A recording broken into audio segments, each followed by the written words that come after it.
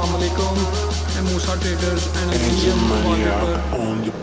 ये हमारा दफ्तर है या सियालकोट में मुरादपुर में, और ये टीम बैठी हुई है और हमारे ये डिज़ाइंस हैं।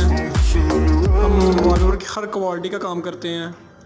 ये डिज़ाइन आप चेक कर सकते हैं। ये हमारा दफ्तर है और इसके साथ ये मालिक भी बैठे हुए हैं, उस्मान अकबर साहब, और ये दोस्त भी बैठे हुए हैं, शराज और अबू हरेरा।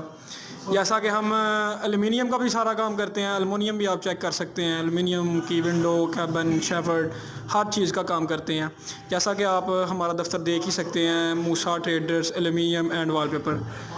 और हम आपको लोकेशन भी अपनी चेक करवाते हैं, जैसा कि मुरादपुर में ये आप देख सकते हैं। ये हमारा दफ्तर है इधर मुरादपुर एरिया में, ठीक है।